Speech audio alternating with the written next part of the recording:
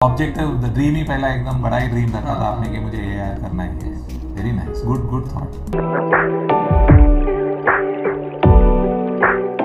Yeah, we have Parth Gangwani here, AAI 37, CA Inter. Welcome, Parth. And the main purpose is to just have an idea of what strategy you had in getting this AIR in your CA Inter examination, so that it helps students to achieve the same. So, सबसे पहला congratulations. And सबसे पहला what was the मतलब objective जब आपने CA Inter शुरू किया, तो from the start only you were clear कि AIR लेना है कि that goal came up later on? मतलब मेरा स्टार्टिंग में तो ऐसे था कि जैसे अगर AIR के हिसाब से अगर मैंने पढ़ाई की तो एटलीस्ट पास तो हो ही जाऊंगा। तो उस हिसाब से फिर किया एंड जैसे जैसे प्रोग्रेस बढ़ा तो मुझे लगा कि चांस हो सकता है तो कंटिन्यू करते हैं प्रोग्रेस। Very good. यानी मतलब ऑब्जेक्टिव द ड्रीम ही पहला एकदम बड़ा ही ड्रीम रखा था आपने कि मुझे एआई करना है। Very nice, good thought. And मतलब उसके लिए फिर आपने क्या प्लान बनाया like to get that AI? के लिए तो जैसे मतलब कुछ सब्जेक्ट्स जो मुझे डिफिकल्ट लग रहे थे, टैक्स हो गया, ऑडिट हो गया, तो वो मैं साइमल्टेनियसली जैसे क्लासेस में लेक्चर चल रहे तो उनके साथ ही रिवाइज करता था। करेक्ट। और जो कंपैरेटिवली इजी लग रहे थे उनको मैंने वंस द स्टडी स्टार्टेड तभी मैंने वो स्टार्ट किया। कुछ डिफरेंशिएट किया क्या आपने थियरी पेपर और प्रैक्टिकल सब्जेक्ट्स में? कुछ ऐसा नहीं, एज सच तो कुछ किया नहीं था, बट इन जनरल जो प्रैक्टिकल पेपर्स थे वो कंपैरेटिवली इजी लग रहे थे। करेक्ट। तो उनको ज़्यादातर मैंने एंड के लिए रखा एंड जो थियरी वाले थे वो मैंने पहले ख़त्म कर दिया। लाइक बच्चों को सबसे ज़्यादा डर जैसा आपको मालूम है लॉ में लगता है, ऑडिट में लगता है। सो वो लॉ के लिए क्या खास स्ट्रेटजी बनाया? तो लॉ के हिसाब से तो मैंने वही जैसे जो भी आरटीपी हो गए, एमटीपी हो गए, उसके क्वेश्चन देख लिए, मॉड्यूल देख लिया, तो वही मैं कंपेयर करता था एंड जो नोट्स थे, समरी नोट्स रहते हैं, वो कंपेयर कर लिए।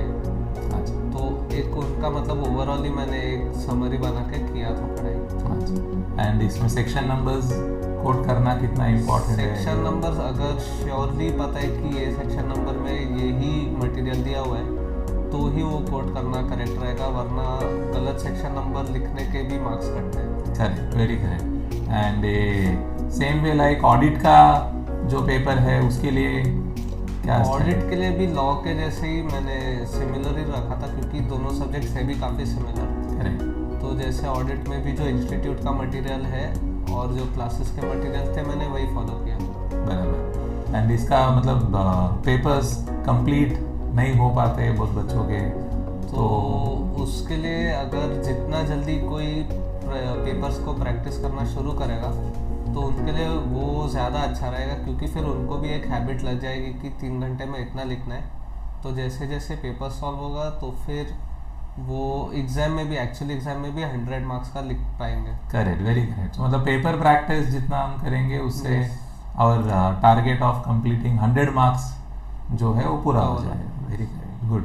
एंड लाइक जो टैक्स का पेपर है उसमें कैसा मतलब आपने हैंडल किया? टैक्स के लिए भी मैंने क्लासेस के साथ साथ ही मैंने पढ़ाई स्टार्ट रखी थी। ओके। तो फिर एंड में जो बिल्कुल भी मतलब नया था, जैसे अमेंडमेंट्स ही रह गए थे एंड के लिए, तो जो भी बेसिक प्रोविजंस थे वो तो क्लास ख़त्म होते होते ही मेरा भी रिविजन हो गया था 1-2 बार। बराबर। तो उसमें उतना इश्यूज नहीं आए। Okay, fine.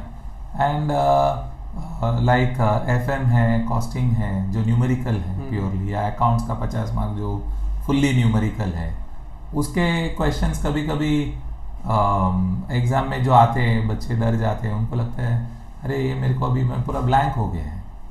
तो did you face such a problem कि क्या मतलब आपने क्या? मतलब हर अटेम्प्ट में ऐसे क्वेश्चंस तो आएंगे कि 1-2 क्वेश्चन तो रहेगा ही हर पेपर में जो बिल्कुल ही नया रहेगा, तो उनको एंड के लिए रखना बेटर रहेगा क्योंकि जो फिर बाकी एटलीस्ट 80-90 मार्क्स हैं वो कंप्लीट हो जाए।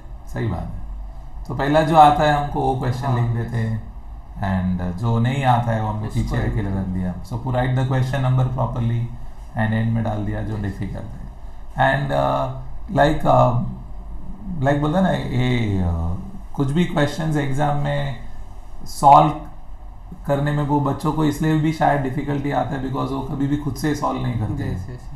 तो how did you handle that problem like? तो उसके लिए भी जो भी मॉक टेस्ट हुए थे क्लासेस में या इंस्टीट्यूट की तरफ से, वो लोग भी होल्ड करते हैं, तो वो लिख दिए। तो मतलब एक प्रॉपर टाइम लिमिट में वो एक एग्ज़ाम का एनवायरनमेंट में भी लिखने का आदत थोड़ा हो गया था। एग्जाम एनवायरनमेंट में लिखने Yes. का आदत हो गया, and may be like even RTP MTP हम सॉल्व करते हैं Yes. तो बिना आंसर देखे हुए लिखे तो वी आर वो गेटिंग, better रहेगा। हाँ, तो we are getting used to writing answers without seeing the solution, Yes. जो नॉर्मली हम पढ़ते वक्त करते हैं। Very correct. एंड बच्चों के दिमाग में कभी कभी लाइक ये भी रहता है कि how does one stay motivated, because क्या बोलते हैं, इतना लंबा कोर्स है, सो motivation, what was your motivation तो टू? अभी जैसे हर एक का अलग अलग मोटिवेशन रहेगा, तो जो रीज़न की वजह से इनिशियली कोई सीए कोर्स में जा रहा है, वही एक एंड गोल का विजन रख के अगर खुद को मोटिवेट कर सकते हैं तो अच्छा रहेगा वैसे।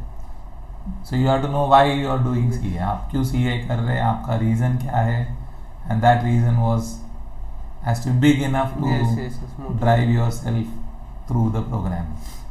Nobody else can motivate you, आपको Yes. सेल्फ ड्रिवन रहना रहना पड़ेगा। पड़ता है। Very correct. एंड ये फिर लास्ट क्या बोलते हैं, लास्ट का 3 महीना जो है उसमें क्या स्ट्रैटेजी होना चाहिए? तो उसमें भी मैक्सिमम टाइम तो रिवीजन में ही डालना चाहिए, रिवीजन एंड पेपर प्रैक्टिस में। ओके। तो जितना टाइम उसमें डाल सकेंगे उतना अच्छा रहेगा।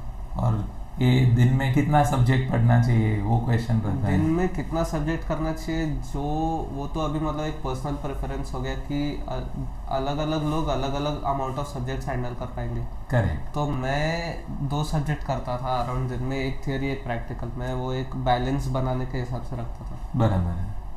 ओके, सो दैट थियरी भी चल रहा है एंड प्रैक्टिकल भी चल रहा है। फाइन।